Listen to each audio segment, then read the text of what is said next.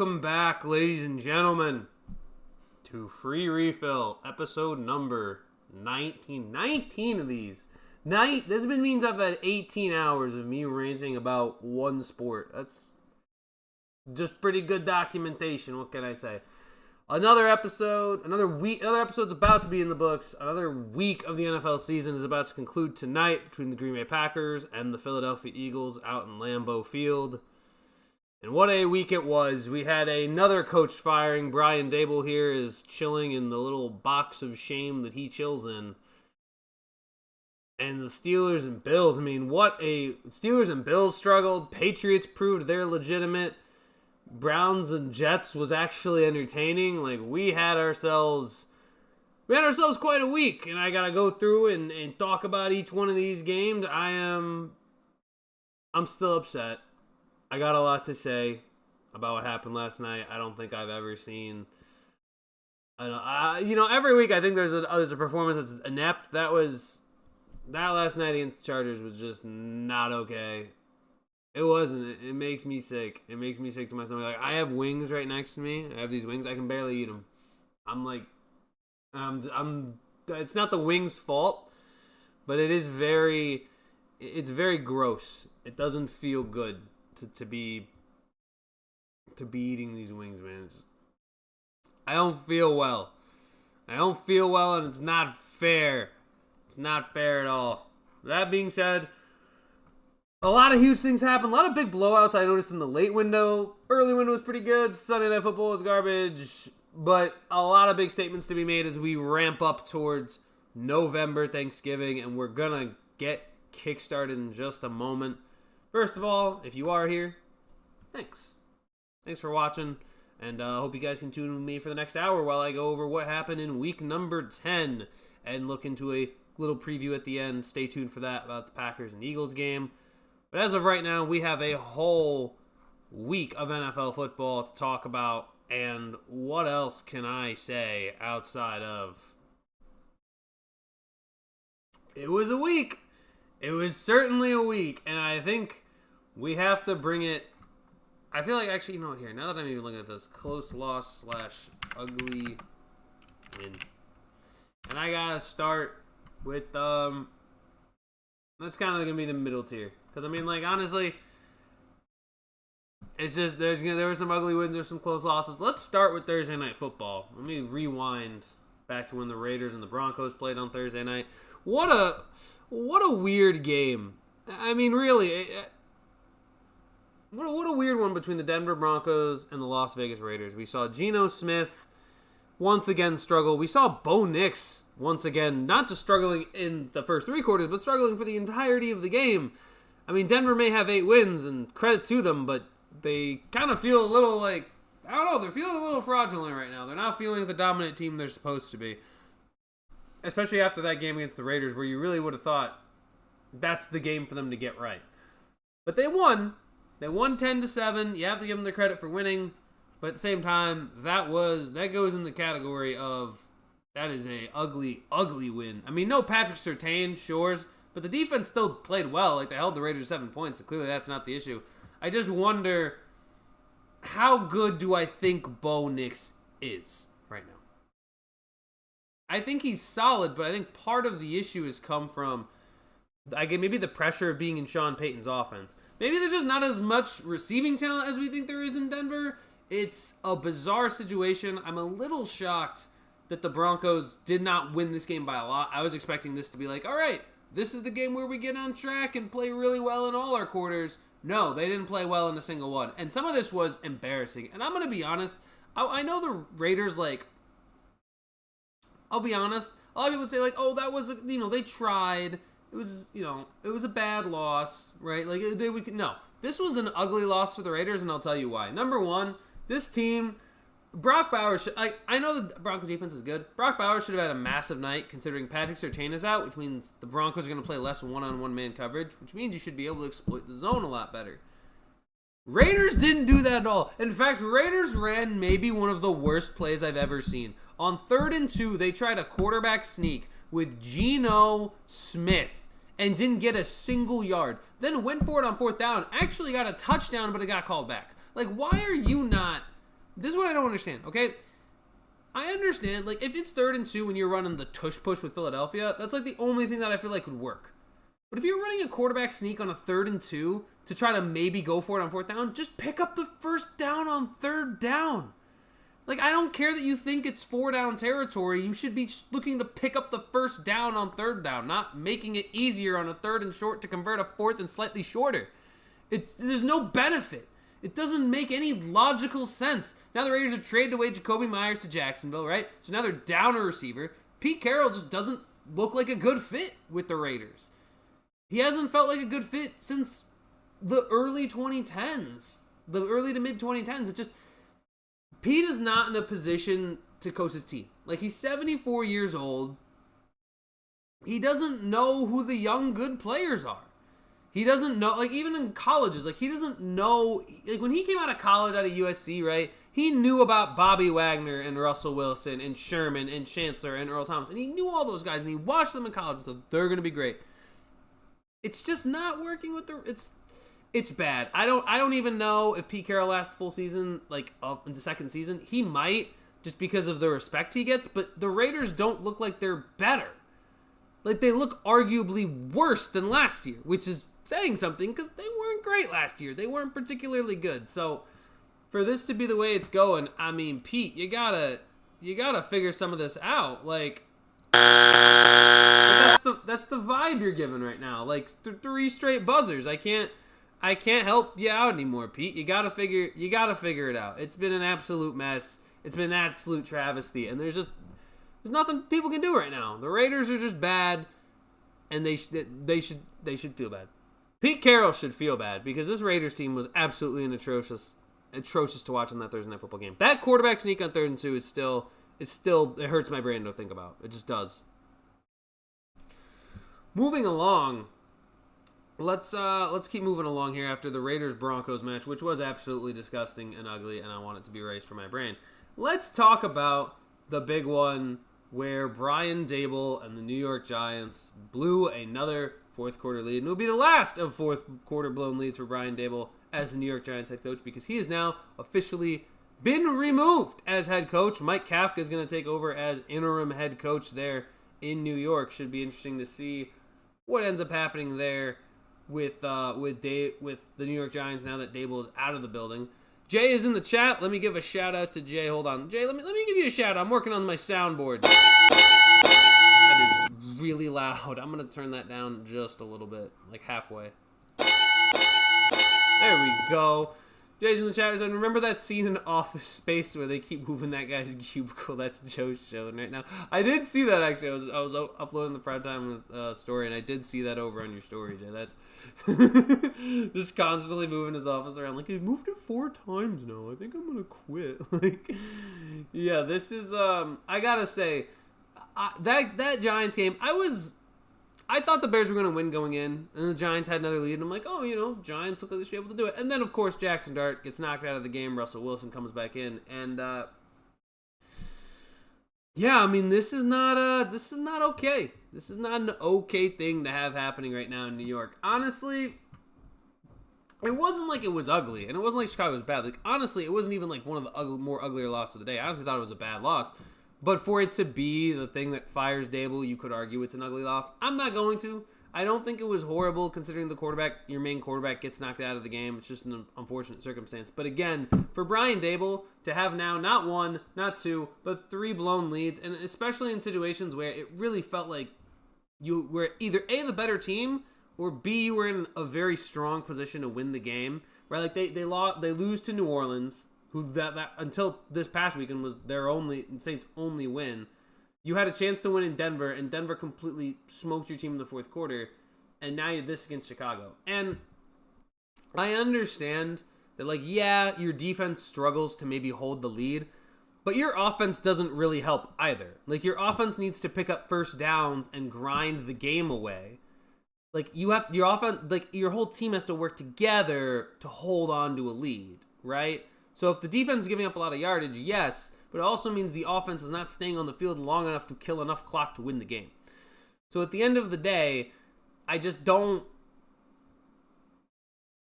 know what to say, Mr. Daboll, but you're done. okay, you're done now. It's over. Mike Kafka is going to be the interim GM. I'd be interested to see who the Giants are even considering as a head coach. Because, I mean, I haven't been on the uptick of who is leading the polls in terms of head coaching. Like, I wouldn't doubt it. Maybe, like, Josh McDaniels somehow gets another shot at a job with the way he's playing at OC. I don't know. But this is, I mean, for the New York Giants, you have a lot of talent. Now you get to bring in a quarterback who's going to be able to use that talent a little better. I know people like Daboll. I know there's, like, a lot of Daboll camps. But I've always felt he is very talent-dependent. He was talent-dependent in his first year with Saquon. He's only had one winning season. It wasn't even 10 wins. I just don't think he's a guy who can continue a winning culture moving forward. I think that winning culture is going to be built up by Dart, by Scadaboo, by Neighbors, by the rest of that team, rather than is going to be Daboll. And at this point, it's too much. It's too much for the poor New York Giants to bear. Now Daboll's out, Kafka's in. Giants will go from there. But now being 2-8, season feels done for your New York. And it's still going to be exciting if you can get Jackson Dart back into the action, but until then, it's going to be a lot of Russell Wilson looking bad.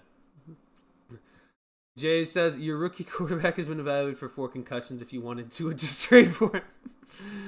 Well, yeah, but like Jackson Dart feels like he's a little more mobile than Tua is. You at least have the mobility, which I was actually shocked about how mobile Jackson Dart is. I mean, I wouldn't have expected him to be as mobile as he is. I think he had five straight games with a rushing TD. I don't think any rookie quarterback has ever done that. And that includes like the Cam Newtons of the world or the Lamars of the world. Although Lamar didn't really fully start his rookie year. But regardless, it's impressive to say the least. And then Giants fans like we want Bill and his girlfriend. Nah, there's no way they would bring in Bill. UNC has been an absolute hot mess as well. Like there's no way the Giants go out and get Belichick. That's absurd. You tripping, Jay. There's no way they're going to bring in Bill. Honestly, and what's the craziest part is I know like their defense on the back end, like Deontay Banks is actually like a bag of rocks at cornerback, but I mean they have like Brian Burns is tied for league lead in sacks. I feel like they have a decent front. They just need to put actual people in the back end as opposed to turnstiles, you know? But it's neither here nor there. It's a tough loss for the Giants. As for the team that defeated them, the Bears, it's solid. Like, here's what I'll say. I'm not going to say it's a strong win. It's a solid win. But I think the more important thing for Chicago is Caleb Williams looking actually like a quarterback. Like, for the first time in the century-long plus existence of Chicago Bears, I think they actually probably have their best quarterback they've ever had right now. Like, Caleb Williams, I'll say it, Caleb Williams is already better than Jay Cutler. And I know it's not like that might not be popular to say, but and you could say, oh, that's a hot take. No, I watched Jay Cutler. Jay Cutler was fine. Jay Cutler was not this, okay? Smoking Jay was not what Caleb Williams is doing right now. Caleb Williams, I think, is actually improving. He's showing more confidence. I think Ben Johnson is showing more confidence in him. I don't think they're like a legitimate, like, could win a playoff game this year. That might shock. They might shock someone, but I just going into it, I don't feel like they should be a favorite going into a playoff game. But they are solid. I have to give them their credit where credit's due. They were able to get a solid win. Caleb Williams made a statement, making a fourth quarter comeback. Chicago's right there for the NFC North. I mean, they're not far behind the rest, so it should be interesting to see where it goes for the rest of the year. Bring Bill in Hard Knocks off season 2. Man, I don't even know. Because here's the thing. If I were to watch Bill Belichick on Hard Knocks, I feel like he wouldn't do it. Like, I feel like Hard Knocks is like a little weird, like, shame prison for teams that are mediocre. That's what I feel about Hard Knocks. I don't know. I think Bill's oddly too prideful to do it because, like, the Patriots never were in it. Like, the whole point of Hard Knocks is that it's a dog water team. Like, it was the punishment. Like, if you hadn't made the playoffs in the last 2 years, you had to be on Hard Knocks, right? Like, if you didn't have, it was just, and that's how what I think of Hard Knocks in my mind is like a punishment, you know? And now it's, I don't know. I don't know if I would want to see the sadness that is Bill Belichick and Jordan Hudson. It'd be too much like reality TV. It'd be too much of reality TV for me. It'd be way too real knowing that it's actually happening. It would just feel off-putting. And I can't deal with that. But solid win for the Bears. Good progress for Caleb Williams. Another young quarterback who showed some decent progress, I would have to say, is the New Orleans Saints and Tyler Shuck. That was listen, I feel Carolina's fraudulent, but for Shuck to make a deep throw to Chris Olave and for them to win that game by 10 points on the road for a team that basically had no incentive to win this game outside of division rival pride, good job, Tyler Shuck, man. Good job for Pats did it. Oh yeah, the Pats did do it. When did they do that? It was with Moss. I know it was Moss because he has the bit about him with the Halloween thing, but I don't remember when that was. Because I remember there was a certain point, like throughout the 2010s, where Hard Knocks was only done by teams that were bad. Like it was exclusively like teams that had missed the playoffs the last 2 years and didn't have a new head coach. Like that's what I remember it being for a long time. Like that was the criteria to get on Hard Knocks, and they must have changed it at a certain point. I mean, they definitely changed it. They did like Hard Knocks for the entirety of the AFC North one year, but I don't know. No, I've always felt like it's different each year. He's like, you coming to the Halloween party? You coming to the Halloween party, Bill? Oh my gosh. I gotta say, hold on, before I even get in this, let me look at Tyler Shuck, because I remember watching the game and I thought, man, Tyler Shuck looking pretty good, so to speak. Oh, Football Life. Oh, okay. Okay, that makes more sense. I definitely... Dude, oh, wait, hold on. Shoot, I just realized. This is off. That looks better. Hold on. It's off-putting. It's not centered. Hold on. Put this beautiful man, make him centered. There we go. All right. Now we're fine. Yeah, I was gonna say it was either Football Life or... That makes more sense, though. Because I always thought it was like the idea was it's gonna be a bad team. I wouldn't watch more of those Football Lives, man. Those are always fun to watch every single time. Like I've always found the Football Life ones, and then the ones where they recap how the team got Super Bowl. Like I always found those two segments very good. But New Orleans, hold on. I wanted to check Shuck's stat line. That's what I wanted to see because I don't remember. I remember him making a couple nice throws, but my understanding was, yeah, look at that, 282 yards, 2 TDs, Tyler Shuck. And, like, again, I don't buy into Carolina. I don't think they're incredibly talented. But that 70% completion percentage, 282 yards, 2 touchdowns, a rating of 128.9. I gotta tell you, for a young kid who, let's be honest, right? Let's say this, for a quarterback that really you could argue you didn't even think would necessarily start guaranteed, comes in for Rattler, gets them a win over Carolina. I don't know. I'm not saying he's the guy, but I am saying there's a certain sense that you can build around him. And for the Saints to get their second win of the year, I gotta say, I had picked Carolina to win, but I was talking on Sunday. I was saying, listen, there's a very real chance that the Saints find a way to win this game because it just feels like the type of game that Carolina would lose. I'm interested to see where Shuck goes for the rest of the year. I'm interested to see the second half. That game could, at least if you're a Saints fan, you're like, okay, we're bad, but we have a quarterback that has potential. Let's see where it goes for the rest of the year. At least there's something good for football fans in New Orleans. And as for the Carolina Panthers, buddy, listen, that is a one-win football team. Forget beating the Packers. You wanted to prove you weren't fraudulent, beat the Saints at home handily. And they lost by 10.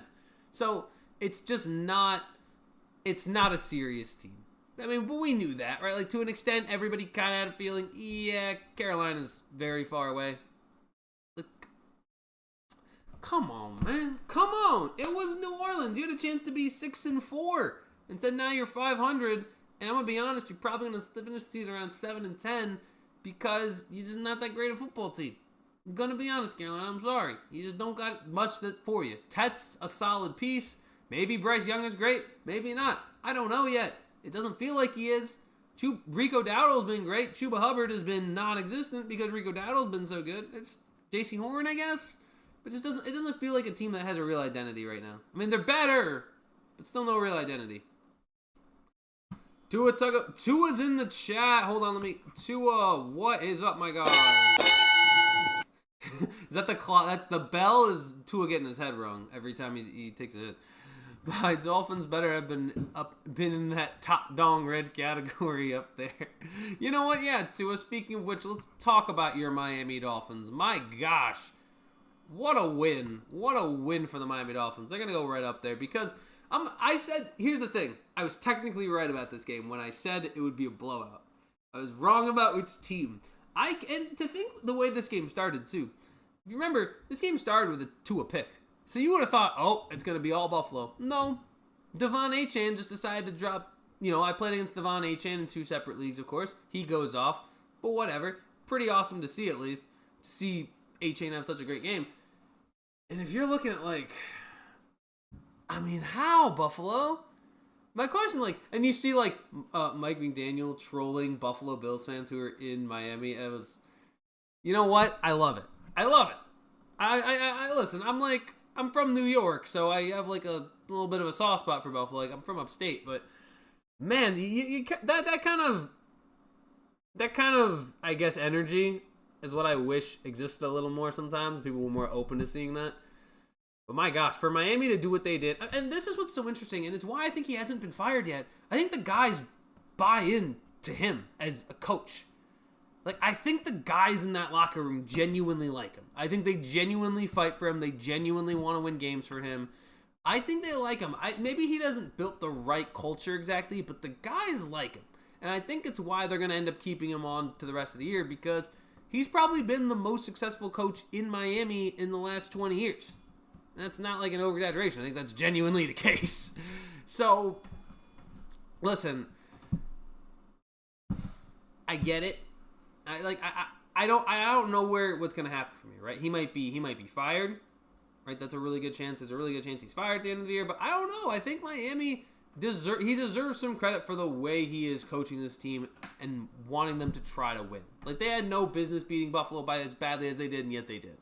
So you got to give them some credit in that regard. He gets them to fight. Buffalo, on the other hand, this is a bad loss. It's not just a bad loss because you lost, and not just a bad loss because of the way you lost, but it's a bad loss because New England won. And now, because again, and I'll say this, I don't think Buffalo, I don't think any team in the AFC, or in the NFC for that matter, can realistically make it to the Super Bowl without at least having one home playoff game. I just don't see it as possible. And if you're Buffalo and you got to go on the road, I'm not saying you can't win on the road, but I am saying to not have a single home playoff game, it can be very difficult to make that run all the way down the stretch. I think you really want to win the AFC East. I think that's just the reality. And if Buffalo is unable to do it, then, it is what it is. But that was one that you would have checked off pretty much an automatic win, and to not get it there, I don't think New England's going to lose. I think New England's probably going to sweep Miami with the way that they've been playing and showing this year, and they beat Miami earlier this year. So I think that's a really bad loss for Buffalo to take. And I don't know. I get it. They were excited because they won their Super Bowl in the regular season against the Chiefs. But that you got to stop treating that game like it means that much. Because it hasn't. You have won no championships. You have not made it out of the AFC Championship into the Super Bowl. Come on. You need to be better than that in those situations. This was a gimme layup game is what it should have been. And the fact that it wasn't for Buffalo, I got to tell you, hats off to Miami. But Buffalo, yeah, you're down that ugly loss column. I can't help you there. The other 1:00 games. Let's keep rolling. Baltimore. I will say a solid win. I don't feel like it was a complete domination of the Vikings when I really feel like it should have been with the way McCarthy was playing. That being said, a win is a win. It certainly wasn't ugly. It wasn't like they barely snuck out of there. They won pretty convincingly. And as a Steelers fan, it's making me upset because Pittsburgh should have had this massive lead in the division by now, and they don't. And now Baltimore's only a game back, which pretty much means at this point, I think Baltimore's looking like almost a guarantee for the division at this rate with the way that it's going. The defense is playing better. The defense seems more cohesive as a unit overall, which is just something that happened last year too. At the beginning of the year, Zachary's Orr's unit was absolutely struggling this year as well as last year. Now, second half of the season, he's starting to get them under wraps. They're starting to play better. I still feel like not having Matabuke, especially later in the year, is going to hurt them, but having Kyle Hamilton, having Roquan Smith is still good enough. You've got some Pro Bowl, all-pro level players there. Baltimore's going to be fine. I think the lack of Derek... We'll see what they continue to look like.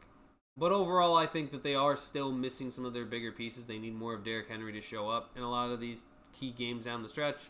But overall, to beat Minnesota, solid. Solid work by Baltimore. That's why they're in the solid win column.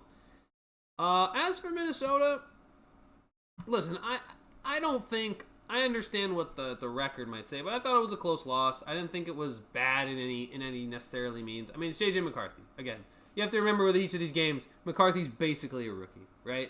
So you're basically playing a rookie quarterback. You're not going to be in these overwhelming, massive lead positions based on the way McCarthy plays, based on the way Kevin O'Connell coaches, right? The one thing that does bother me is that I really don't think they understand how good Justin Jefferson is. You need to be giving him, like... And I say that with him on my fantasy team. I don't understand how he's not getting like 12, 14 targets a game. Like, that's how a lot of these offenses move the ball. Best receiver? Oh, okay, cool. Let's throw him the ball a lot. Like, I know it. Like, there's ways to scheme players open. But Justin Jefferson, if we're going to keep talking about him, we know how good he is. We know he's on the level of a Jamar Chase. We know he's on the level of the way, like, Jackson Smith and Jigba's playing right now. We know he's on the level of a Puka Nacua. Why on earth would you not be throwing him the ball that much then if he's not on that level? Because these guys are getting double-digit targets per week. And the fact sometimes it feels like Justin Jefferson is either secondary in the game plan or just you're not throwing him up a 50-50 ball for him to go catch. I don't know if you remember the hands that this man has, but you should be challenging him one-on-one with Marlon Humphrey. Like, I understand Humphrey's a good corner. You should be challenging that. You should be challenging him on Nate Wiggins. I think that's something that McCarthy's going to have to seriously learn, is that when Jefferson's covered, it's really like a 70-30 ball minimum. I think he'll learn that. I think they'll be better, but I still think at the end of the day, in the NFC North and in the NFC in general, Minnesota's just not going to be able to compete with McCarthy as their current quarterback. Not right now. Not until he gets a real development and he gets better. But for now, close loss, Minnesota. You gave it your all, but I'm going to be honest, never really thought you had a chance. Bengals. You didn't play. Just didn't play. Bye week. Don't know what to tell you. Bucks Patriots. Going in was my game of the week. And I'd make a case that they lived up to it for the most part. I'm actually going to say this. First of all, for Tampa, it's not like the worst loss in the world. Like, it's not like you lost to nobody. You lost to now 8-2 New England team. So it's not, and Tampa's not even fully healthy. So for them to, I take that back.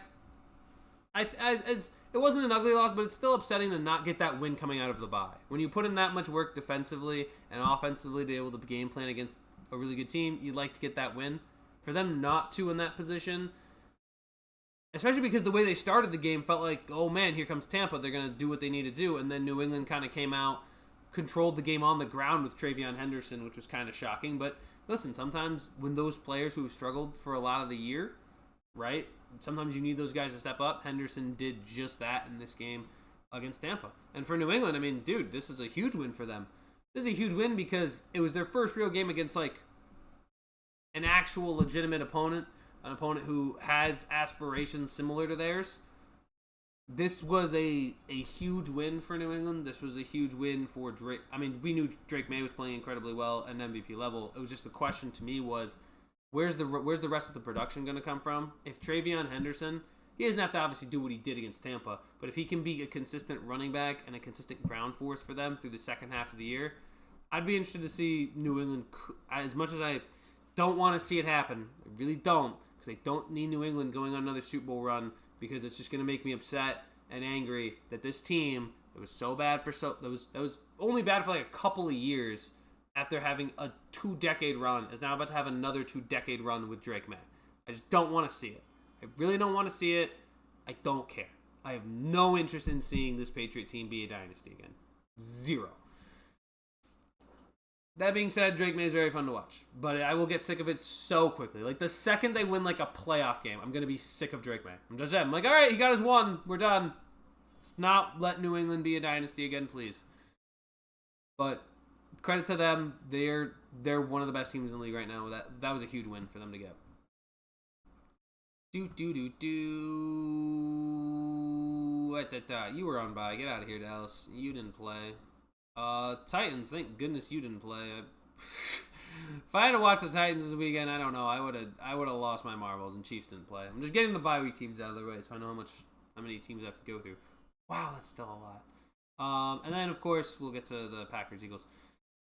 Oh, the London game. Colts, Falcons. Colts, solid win. I still don't think Daniel Jones bounced back the way I would have liked him to, and it was really just Jonathan Taylor masterclass. So good on the Colts. But I ultimately, if I were to say,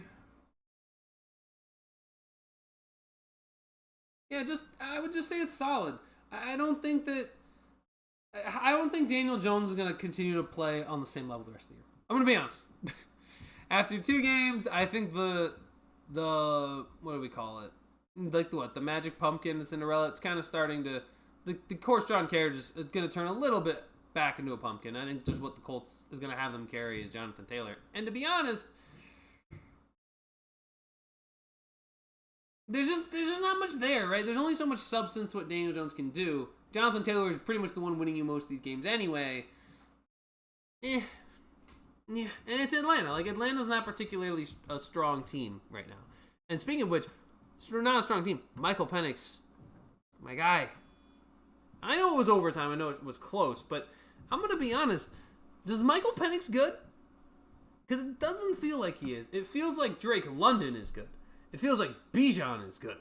Michael Penix does not feel very strong right now. I mean, the great measure is like, okay, what quarterback are you playing against? You on the same level, or are you slightly better, slightly below? I don't think Daniel Jones played particularly well, especially with the bloody lipstick. But I don't think Michael Penix played better than he did.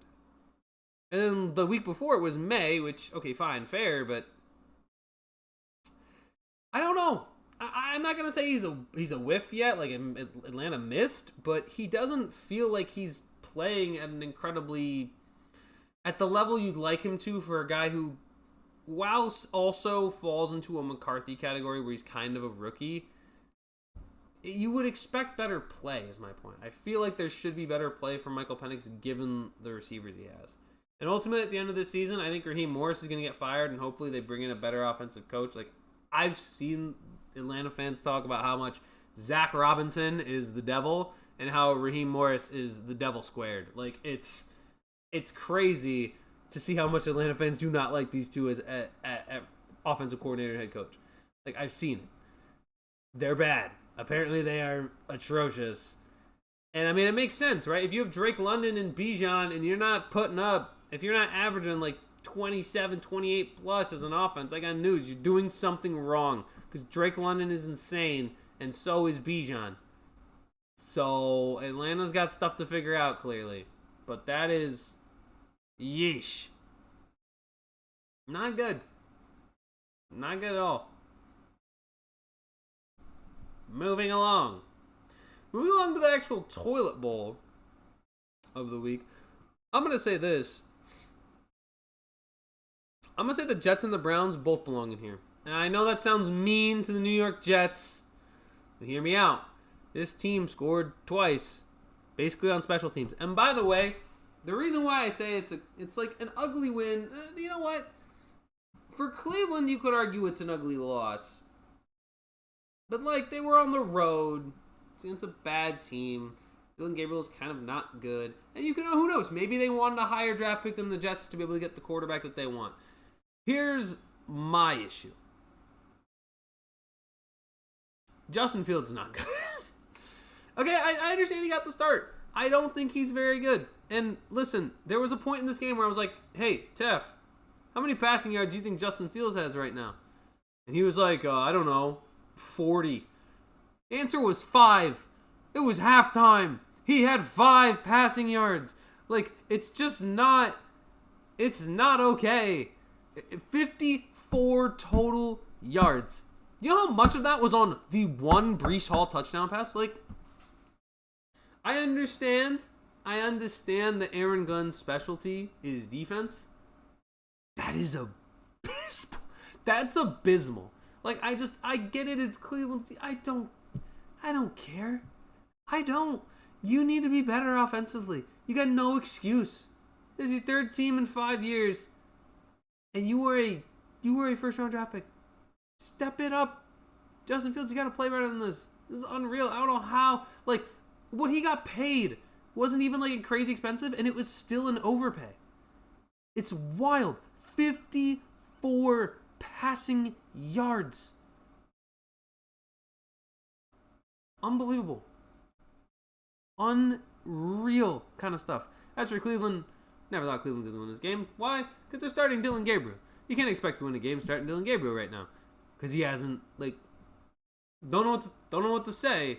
It's just probably not gonna happen. Like, yeah, they beat Miami. Like, you know what's crazy? Cleveland beat Miami like a few weeks ago and absolutely like slaughtered them, and then they just beat the Bills this week. Like, any given Sunday, it's absurd. It's absurd how that works.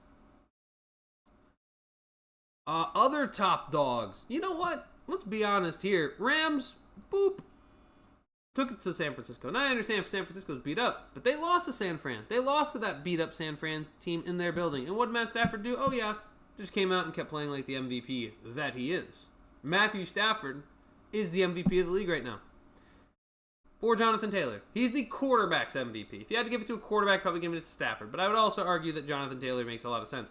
And if I look up Matthew Stafford, this amazing man is... Oh, he's got 25 touchdown passes, 2 picks. I mean, it's ridiculous. It's ridiculous, and it's incredibly impressive. And I got to tell you, and by the way, that's a very strong division. That's probably that's one of the strongest divisions in the league. Like, the West divisions are incredibly strong right now. When you look at, he's got San Francisco, he just beat. We're going to see how they stack up against Seattle. That's going to be a good one when that series kicks in between the Rams and the Seahawks. That's going to be an exciting one. But, I mean, this is insane. Like, we're talking about Matthew Stafford winning MVP right now. Like, I think right now, pound for pound, playing like top 5 quarterback. And I think anyone who says otherwise is, I think you're sorry. You're on crack. You're on crack if you don't think Matthew Stafford's playing like top 5 quarterback right now. Jay said, it's good Jets got win on a day they celebrate Nick Mangold, but Fields falling hard from college to the NFL is a shame to see.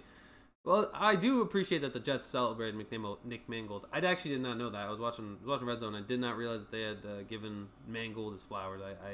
I'm happy that they did that. I mean, I guess I should have expected they would have, but I did not get to see the tribute to life of who Nick Mangold, the man himself, Nick Mangold. But the Fields, it's not even here's the thing. Maybe it's Ohio State. You know, if you graduate from Ohio State, you're going to eventually not play well in the NFL as a quarterback. Like, you need to play like receiver if you're going to go to Ohio State. You can't play the quarterback position. Fields doesn't have a second read. He's never developed it. In 5 years, he still does not have a second read in the NFL. He can't go to that. And he's just going to run. Now, as a rookie quarterback, that works. That works as a young guy because the understanding is you're young, okay, your first read's not there, run with the football. And it works because, but eventually defense is like key in on that, right? So then you have to actually develop your game past that. It just feels like Fields never developed his game past that. Okay. But I mean, it's not good. It's not good, it's bad. As for San Francisco, yeah, that was bad. I mean, is it ugly as you could argue, but you're also playing against a very good team. You're banged up. San Fran's brittle. They're old, and they're always banged up. When you're old, it takes longer to heal those injuries when you're banged up. There's just not enough there for the 49ers to really make a deep run right now. They're not fully healthy. No one knows what's really going on with Brock Purdy. Mac Jones has contributed. I'm not going to act like he's been completely terrible, but they're missing too much to really contend down the stretch. That would be my expectation for San Fran. I think they're going to, especially because, again, a lot of it has been way easier, but it just hasn't quite worked out. Should have been Braxton Miller. Honestly, dude, Braxton Miller was quarterback, Ohio State, and then transitioned to wide receiver, no? Or am I thinking of someone else? I remember he played for the Texans for a little bit. That's what I remember out of good old Braxton. There was also another guy who went quarterback, wide receiver, Terrell Pryor, but that was like at the NFL level because he was quarterback and then played wide receiver in Cleveland for like a year. And was somehow like actually good. It was like had like either it was 1,000 yards or just barely 1,000 yards or just shy. I was like, huh. That's also weird Cleveland has like some of the oddest one-hit wonders. Like Peyton, like they're so bad, but they have like one-hit wonders often. Like they'll have like Peyton Hillis that one year. They'll have Josh Gordon. They'll have Pryor. They'll have like Gary Barnage. Like they'll have a bunch of weird out of nowhere, like Jerry Jeudy last year, like out of nowhere one great year from a player. Like it's just, I don't know. It's kind of crazy to me. That's pretty common in Cleveland. More common than I thought it was, I guess. Moving along.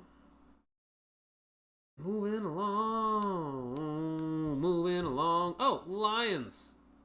I'm not going to say it's a top dog win because they played against backup quarterback, but they dominated the Commanders. That was a very strong win. I mean, I think, by the way, they won 44-22.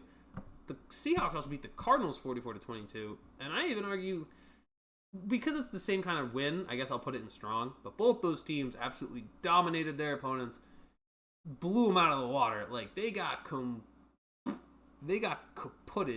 And I mean, I get it. It's against backup quarterbacks, but it's important that the Lions win that game because they had just recently lost. And it's important Seattle keeps winning because they got to stay pace with the Rams. Sam Darnold's up there for MVP too, which is even crazier. Like, I love the MVP race this year because I don't think it's going to be one of the guys that we would expect to win it. Right? Like, I don't think it's going to be Josh Allen. It might be Lamar if he plays out of his mind the rest of the year, but I don't think it will be Lamar. It could be like Jonathan Taylor. Honestly, I'd like to see Matthew Stafford win it just because the man does not have nearly enough accolades.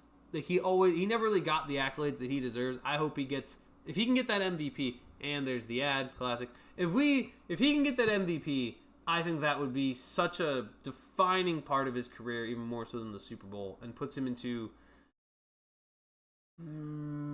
it's not like rarefied air, but it's good. It's really nice air. Like if you've won a Super Bowl and an MVP, like it's a lock for the Hall of Fame.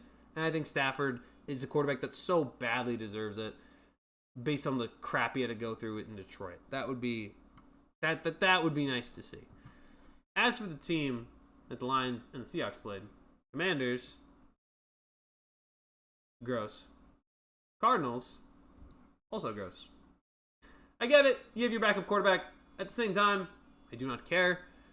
You got smoked. That Arizona game was over so fast. And I'm annoyed because I played the Seahawks defense in fantasy multiple times. So you know what? Thanks, Cardinals. Thanks for ruining my week. Anyway, yeah, they're not legitimate. It's pretty clear the Cardinals and the Commanders are looking probably closer to next year than they are to this year. But that was not okay. To just lose the game the way that both these teams did. For the Commanders to get absolutely, completely whooped. And now you've got Arizona just... Kyler Murray's on his COD break. He's sitting on the IR, booting up the Xbox or the PlayStation with his headset on. Probably with some like little Cheez-Its on the side, right? Like that's what it's going to be for Kyler Murray as we continue onward with this saga of the Arizona Cardinals. I think, honestly, by the end of the season... I think Arizona needs a plan to get him out of there and reboot. It's so stale. It's crazy. I've never seen like a running quarterback like Kyler become stale, but he has. You wouldn't expect that, but it's not good. It's not good, man. It's bad. Ooh, shoot. I skipped the 1 o'clock game. The Jags-Texans. Hey, Jags. That was embarrassing. What? 29-10 in the fourth quarter, and you let Davis Mills do that. Their weakness is backup quarterbacks. They let Jake Browning do the same thing. How? My gosh. Right when, like, oh my gosh, the Jags can make, like, the playoffs at the 7th seed, and then that? Dude, that's not okay. That is not okay. On any level, is not okay. Bad loss for Jacksonville with the way that they really, come on, like, jeez, man. And this is a team that needs all the wins they can get because they are definitely fraudulent, and this game proves it. But to not win that game, I mean, to lose the throat bowl of Trevor Lawrence and Davis Mills to Davis Mills is not good. And every single day, I'm like, Jacksonville ain't winning this. Like, I would have thought, man, Jacksonville's got a chance to make some strides in the division. Nope, just gone. That progress is gone after a week. They had made progress. They had beaten the Raiders barely, and then the Colts had lost, and then, no, it's not happening. Unbelievable. And then, of course, Oh, gosh. Wait. Oh, yeah, they're here. Oh, and the Texans, right. Texans, though. Nice job, Davis Mills. I say it's strong. It's strong in the sense that it was it was an amazing way to beat a team. To come down from 29-10, I mean, there's no better feeling. There's no better feeling in the world to win that kind of game, especially against the division rival. So, gotta give credit to Houston. They're trying to stay in it. They're trying to stay competitive despite no CJ Stroud.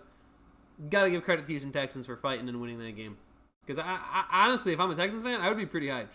I would be insanely hyped. Beating Jacksonville like that. Like, haha, Jacksonville, you're still just as bad as us. Let's go. We got him. We got him, boys. Davis Mills, throat goat. The throat go to the throat bowl. Here we go, Davis Mills. Let's go. Oh. All right. Oh, now I get to talk about last night. I finally get to get into it. Okay.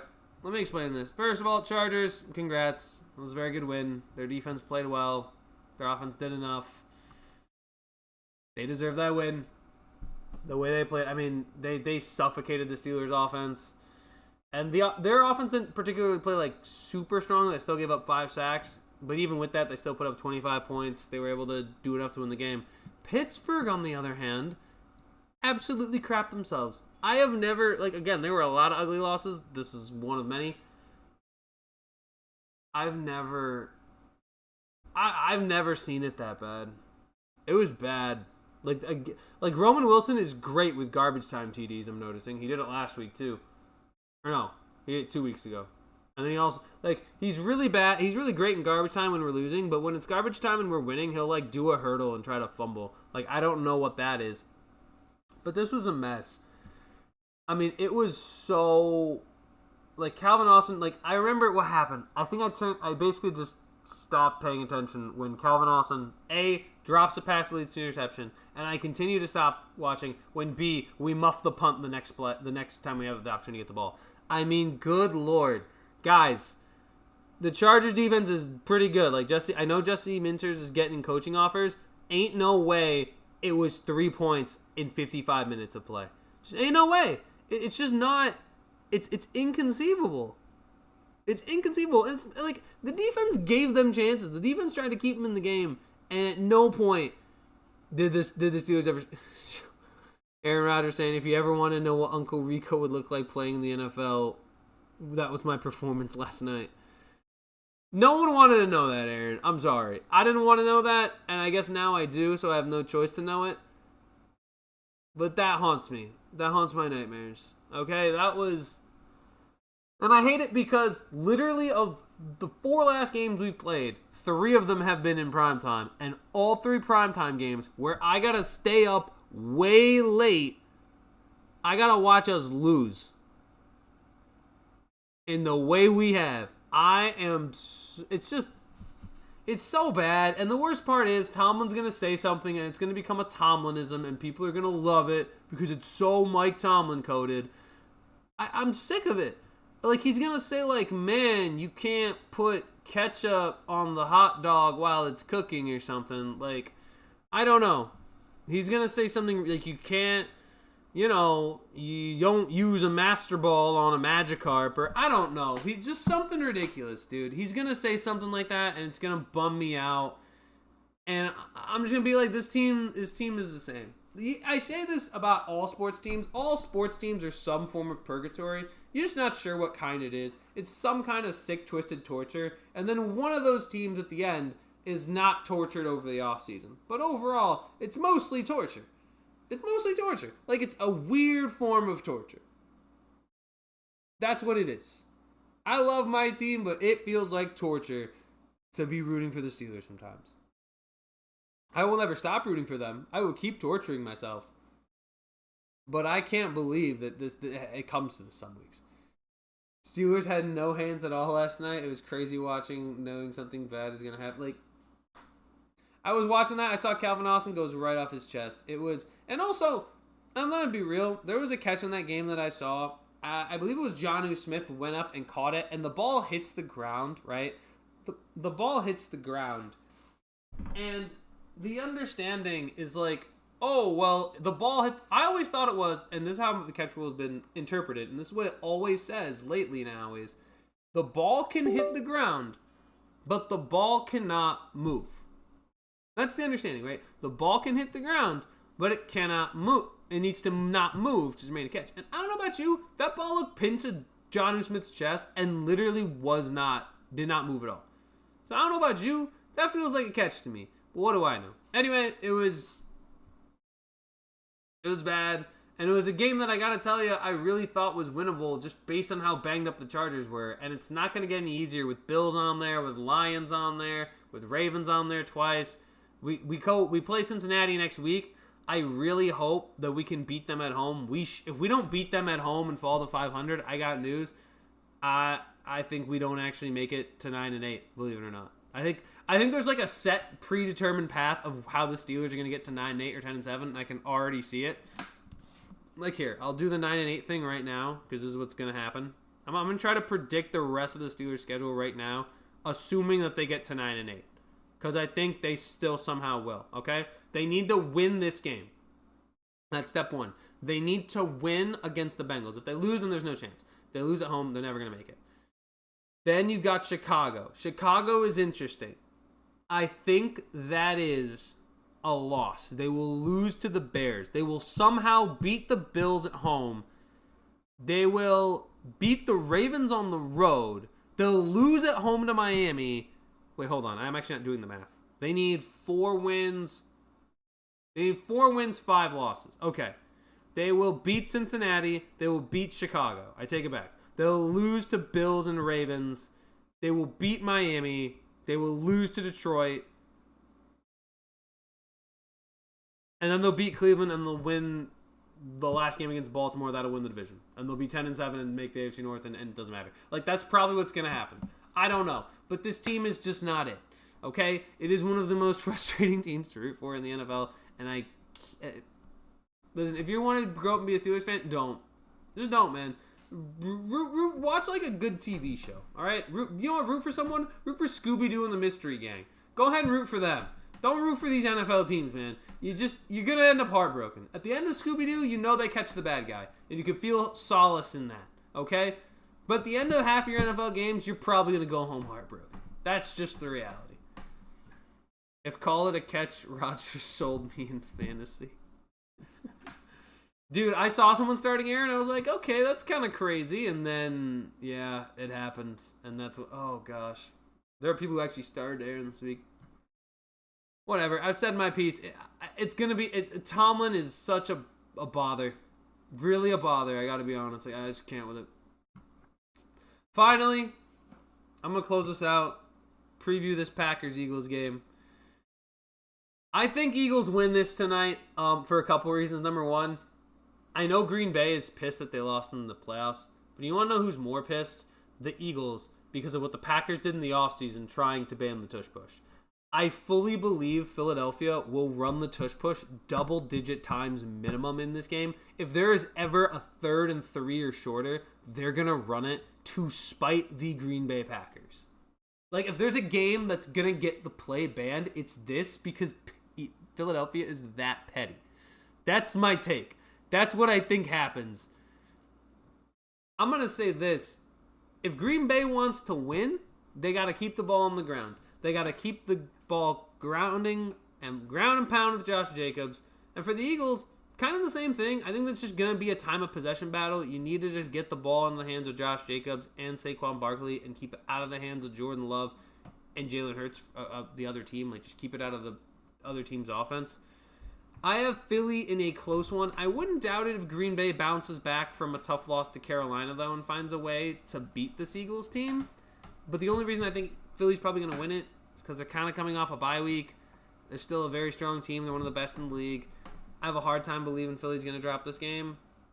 So I'm going to roll with Philly by like 4. But I think Green Bay should be a little annoyed that they lost last year's playoff game. I don't know. It could really be a toss-up. I'll say this. I like Josh Jacobs over in rushing yards because I don't think they want to give the ball to Philadelphia and let them control the clock. So I think Green Bay's going to try to do it the best to their ability and get to Josh Jacobs. Jay says over under 6 for the tush push and is a Green Bay Fans call it the Fudge Packer. The Fudge Packer? That's crazy. There's no... They call it the... That has such nasty implications, too. Like, I know, like, I get it, but, like, man, dude, that's... Listen, man, call it the Fudge Packer, dude. It's up there. My gosh. Oh, I'm crying. I think I'm going to say this about this game. Yeah, I'm just going to roll with Philly. I'm going to roll with Philly to win. That's my final take. I think Philadelphia wins this game. I find it very hard in my eyes to believe that Green Bay is going to have a real genuine shot to be able to move the ball consistently. The only way they're going to do it, like I said, is with Josh Jacobs. And if let's say, right, like if you're going to get into these but if you get stuffed twice, you get into like a 3rd and 9 or longer situation if you're Green Bay. I think it's so difficult because with no Jaden Reed and no Tucker Kraft, where's the ball going? Like you would think Romeo Doubs, but you know, I don't know. I think they're just missing too many pieces on offense to really be able to contend against Philly, especially if Philly controls the game with Saquon and Jalen Hurts on the ground. So I'm going to roll Philly. They're going to get another win here. They're going to get to what will be... They're 6-2 right now, so it'll be 7-2. We'll see where it keeps going, but I think Philly's going to get this one. Anyways, folks, that is it for Free Refill episode 19 over here on Primetime with Taff and Phil. If you guys like the episode, if you guys like what I'm doing, hit that like button, hit that share, hit all the buttons.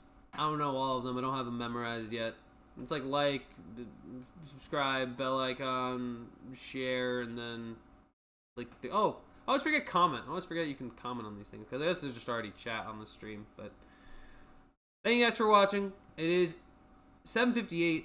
I'm going to try to eat these wings. I'm probably not going to, though, because I still feel disgust from last night's game. I can't eat anything. If you guys want to stick around, make sure you see more stuff. Make sure you're subscribed and got the bell notification on. And there won't be a show tomorrow. I'm going to preface this now. There will not be Primetime with Taff and Phil tomorrow. It will be Wednesday. Due to Temple basketball things. That is the reasoning why. So we will be here Wednesday, probably 6 o'clock, I think. I think we're going to shoot for 6 or 6:30, or like 6 or 6:15 at the latest. That's when we'll be around. And, yeah, as always, you all enjoy the rest of your night. We'll see you Wednesday. And until then, don't sneeze like I just did. Stay healthy. I'll see you guys next time. Thank you guys for watching. This has been Phil. Enjoy the week. Stay classy, San Diego. Wear a condom.